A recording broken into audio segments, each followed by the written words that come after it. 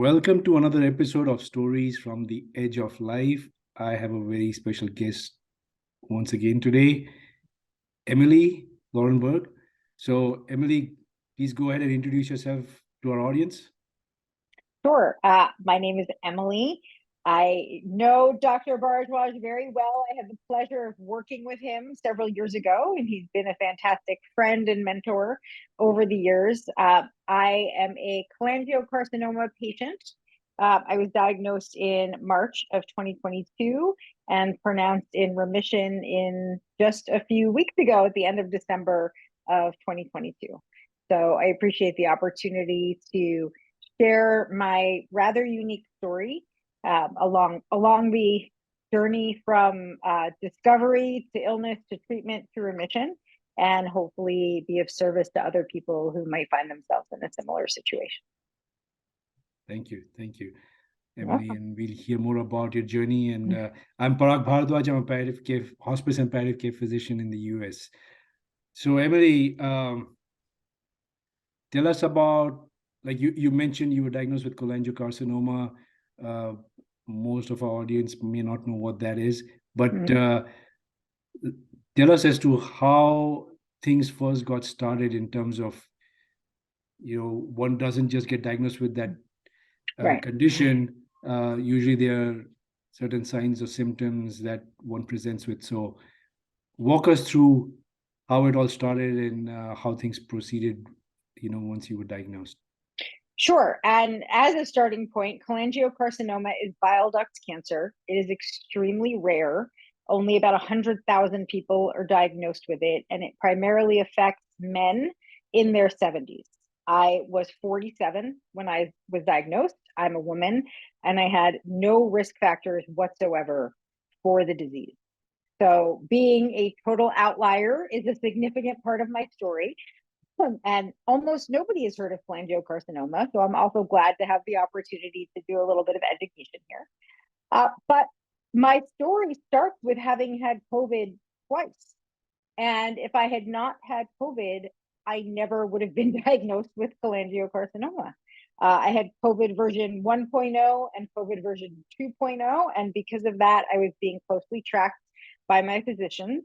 And they started to notice some unusual numbers of my liver function tests. And they quickly elevated. They went from sort of slightly concerning to red flag, 5 alarm, very, very, very concerning. And because I don't have any risk factors and I didn't otherwise have any symptoms that I aligned with the diagnosis at the time, I underwent 83 different tests before my diagnosis was finally made in March of 2022. I feel extremely lucky that I have health insurance, that I was able to get access to that testing, and that I live in a city, I live in Los Angeles, where there are several NCI designated institutions, as well as research institutions and several local experts in cholangiocarcinoma. So a combination of my general relentlessness, which is a characteristic of my personality, combined with a real concern about what was going on and something so unusual, led me to a quick diagnosis and then a very quick path to resolution. I had a few interventions, including having some stents put in, which were horrible. I felt far worse after that intervention than I did before I was diagnosed, and was able to align some of the symptoms I had in terms of nausea and exhaustion with the diagnosis. But having the stents in fast-tracked me into being a very ill patient very quickly. And I wanted to, first of all, have that resolved. The initial plan was to keep putting stents in and taking them out and keep doing biopsies again and again and again and again. But cholangiocarcinoma isn't easily diagnosed, even with biopsies or with cancer markers. So the best way to diagnose it is with imaging. And a series of doctors I had seen who were prescribing this stent plan did not notice a tumor I had in the perihilar region of the bile duct in the liver. Only another physician did. And that physician immediately said, we can do surgery and we can remove this. And we can also remove these stents, which are causing you a serious problem.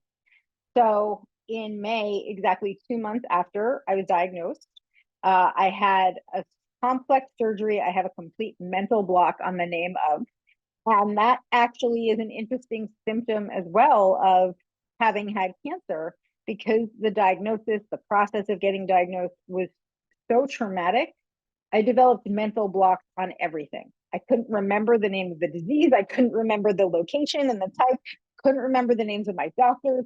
And I have a total block on the surgery that I had. But I can tell you it was a surgery to remove half of my liver, my bile duct, my gallbladder, and to do an intestinal reconstruction.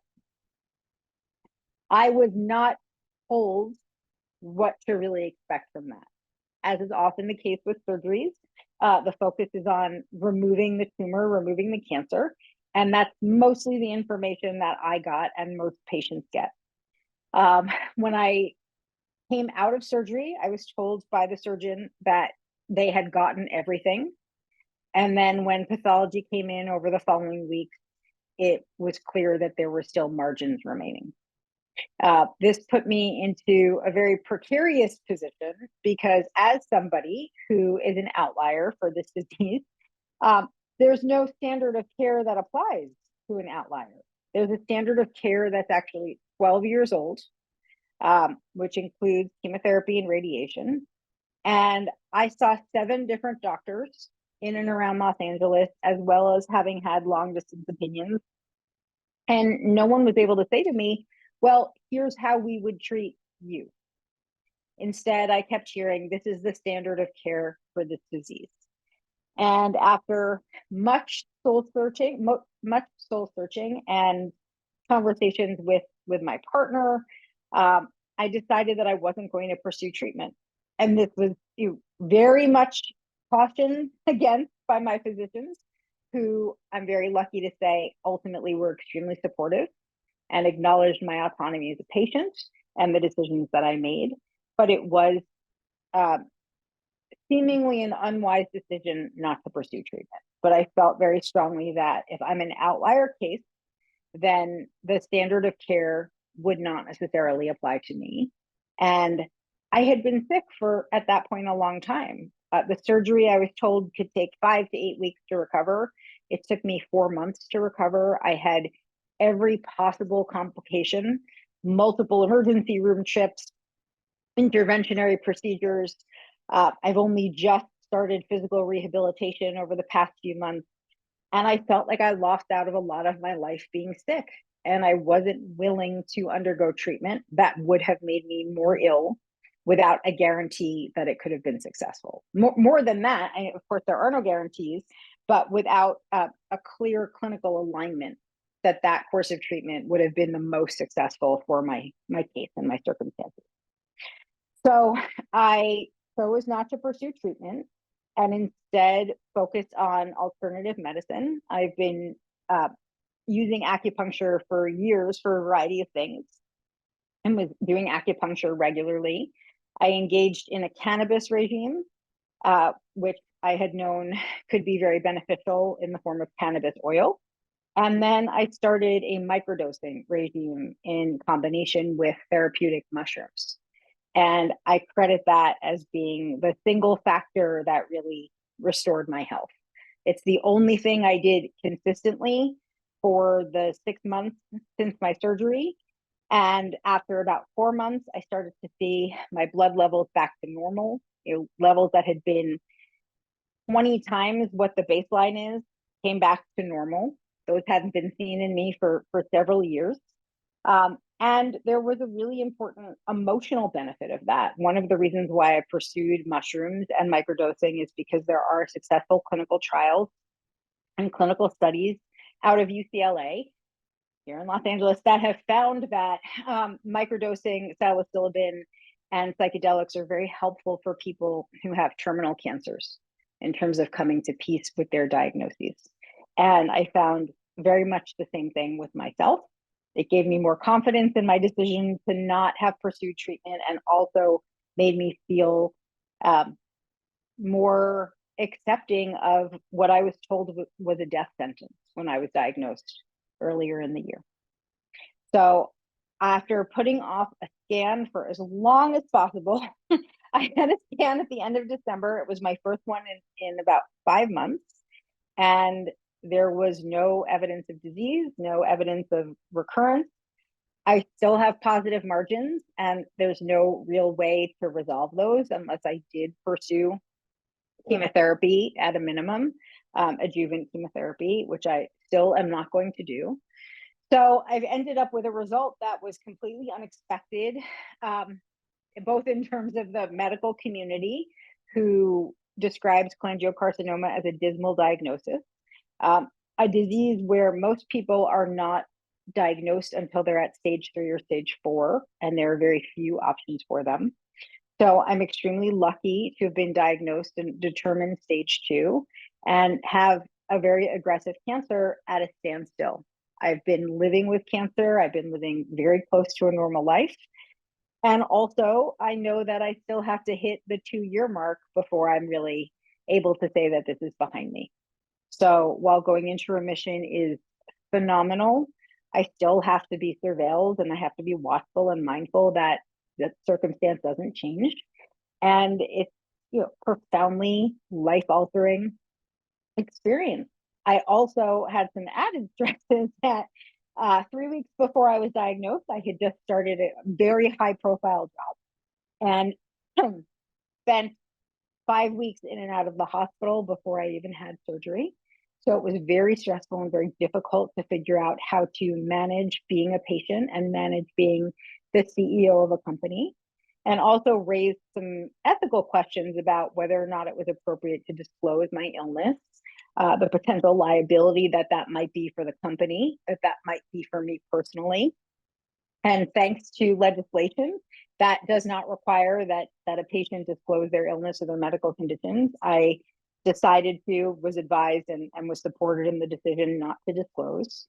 I was very lucky to be supported by my company, who didn't ultimately know that I was dealing with cancer.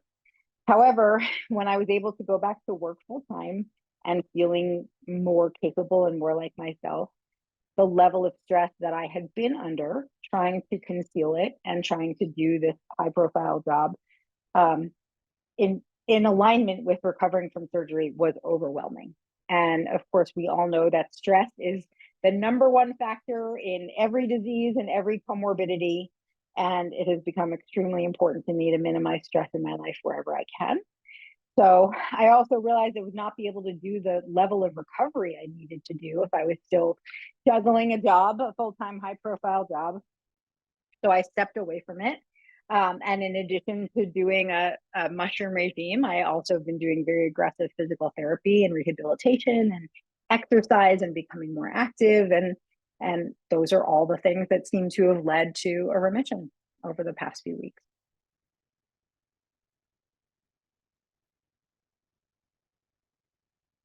Wow, what a journey that you've been through in the last few months. And thanks for summarizing that. That is a summary. And I know we've been in touch over the last few months and off and on because, you had so many things going on. And so I first of all wanted to thank you for having the courage to come forward and share your experience. And it's never easy when things are still relatively raw, so as to speak. So yeah, I a few questions that I have for you. Sure. COVID, it's a pandemic, and it's just very interesting where it actually sort of helped you with you getting diagnosed. Otherwise, things might have been diagnosed when the disease might have progressed further. Yes. So what are your thoughts about that whole particular scenario in terms of, a relatively bad thing actually had a good outcome for you? Yeah. Yep, that's the incarnation of the phrase blessing in disguise, truly. And I had terrible experiences with COVID both times.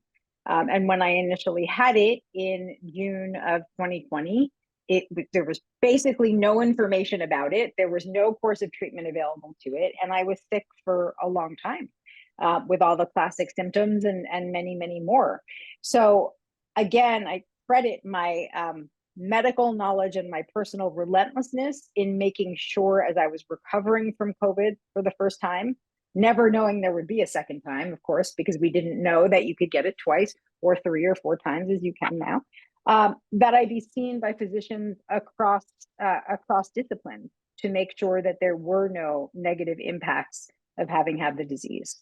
And it was my rheumatologist, and I'd never been a rheumatology patient before, but that seemed appropriate for tracking COVID, who was tracking my liver enzymes over the course of several years, and who ultimately raised the alarm about how high the numbers had gotten and urged me to get treatment immediately for them.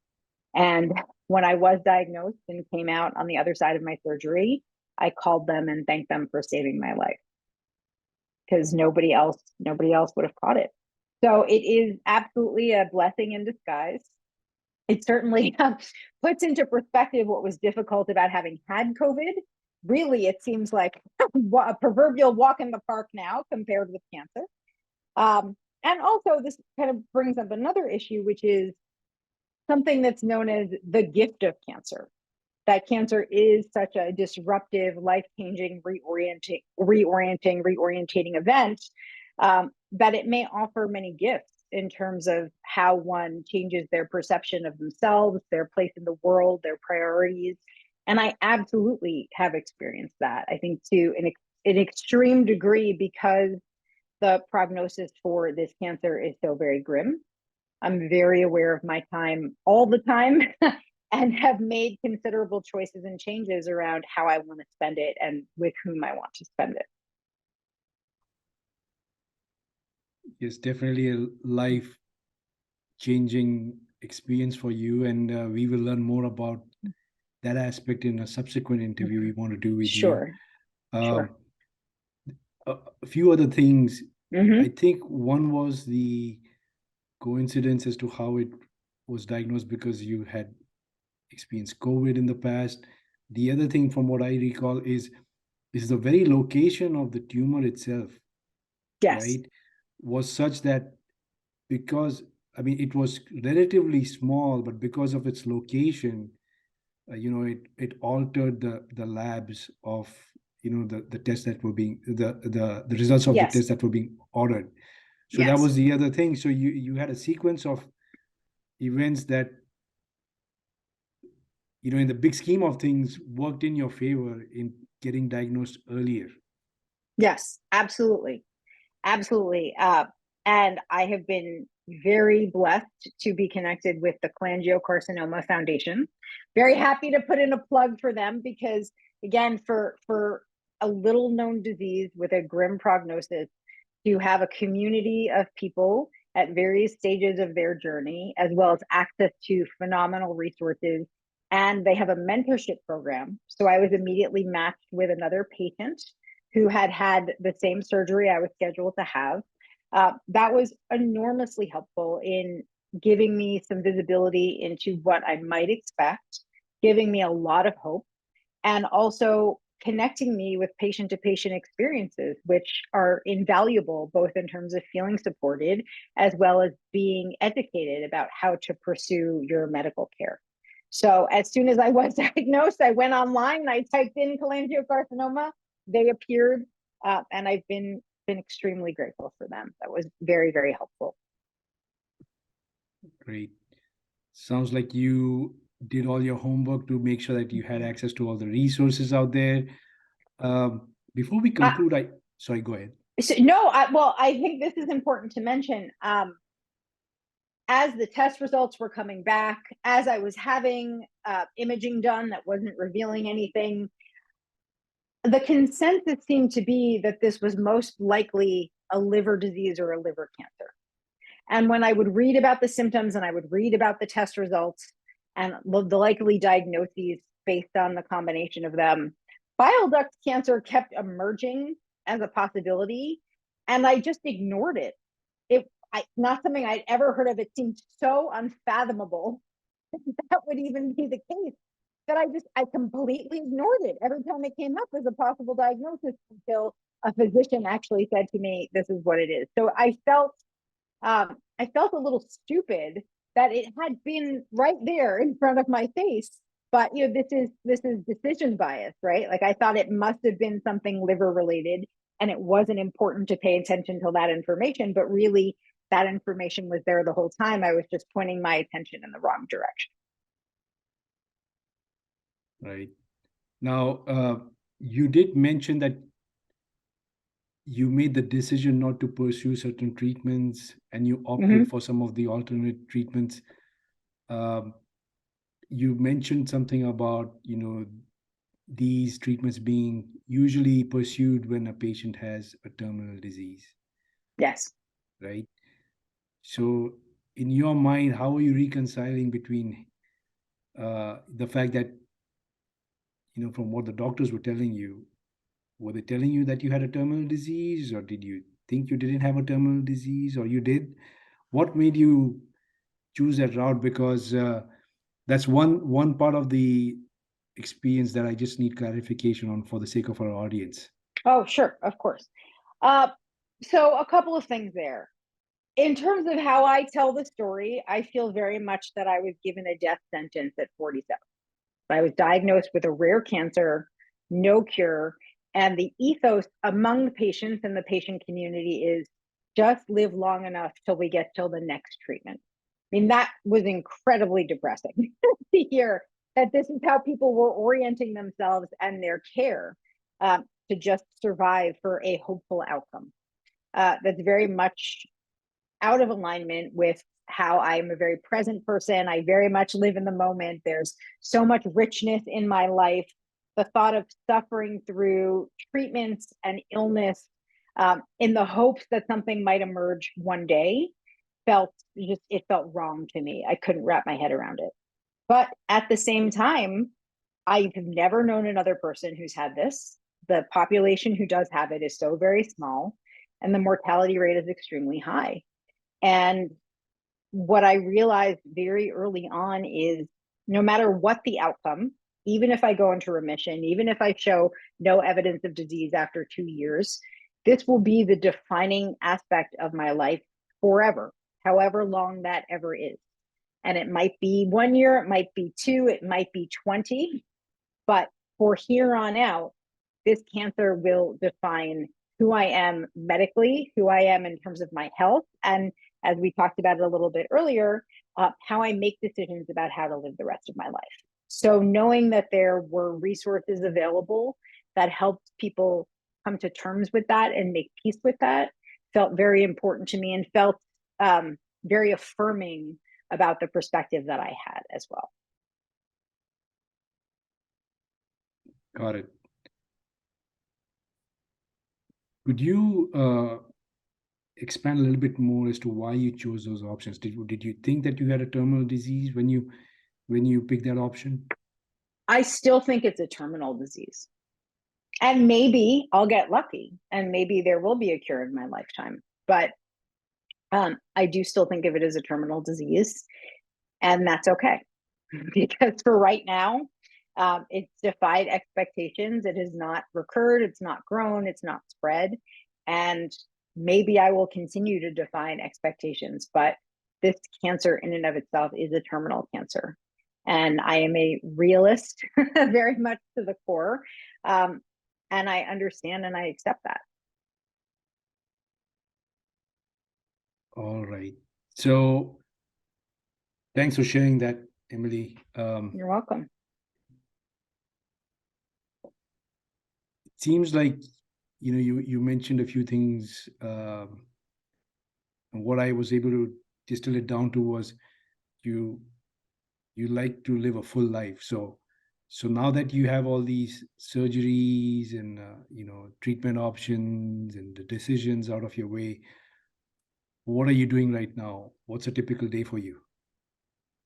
Well, that actually touches on something else about cancer, the cultural narrative about cancer, and I think the belief that we walk around with of, well, if I got a cancer diagnosis, this is what I would do. Uh, my life is pretty much a regular life, other than the fact that I have been doing aggressive things to grow back my hair. Aggressive things to try and cure the 9-inch scar I have from my sternum to my lower abdomen, and aggressive physical therapy to not only return me to good physical health, but to exceed the physical health level that I was at beyond that, previous to that. I work. I spend time with my fiance. I'm active in my community. I do a lot of volunteering. I love art and culture and film and music, and I'm now able to do those things without fear of, am I going to throw up? That's a big problem for a long time. Am I going to get sick? Am I going to be too tired? Am I going to be too weak? That's a big part of the transition. And I will say that because for several months I was just digestively ill all the time, before and after surgery, and I couldn't eat anything. As soon as I started to heal, I enjoyed eating everything. And I have actually heard this story multiple times, that people lose a tremendous amount of weight, and then as they get better, they put it back on and then some, because there's a whole new level of pleasure in being able to eat what you want without fear of it making you ill. Seems like you are living a full life and you are able to appreciate it maybe a tad bit more than you did earlier. Absolutely. All right. So Emily, that's been an outstanding interview. Thank with you. you sharing your journey with us. It's a lot. It's a lot, and I'm glad that you're doing better. Thank you. Now, before we wind up this interview, is there anything that you would like to share with our audience? Thank you. And thank you for giving me this opportunity to speak about my experience publicly, which is not something I've done so far.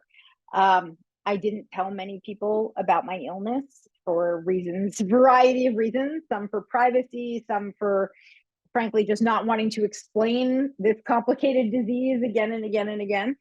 So I appreciate having the chance now that I'm a bit in the clear to talk about it. But also, I want people to advocate for themselves, especially women. Their symptoms are so often dismissed as anxiety, as mental, as not serious. And for this disease in particular, which doesn't have distinct symptomology, I really strongly encourage people that if you think anything is wrong, knock down all the doors that you can to get an answer, and really that will save your life. That's great advice. Do not wait. Thank you. Right? Yes, exactly. All right. So Emily, thank you very much for your time. My pleasure. Have you back again and have you share with us the experience on a personal level. I look forward to it. Thank All you right. so much. Thank you. Thank you. Bye.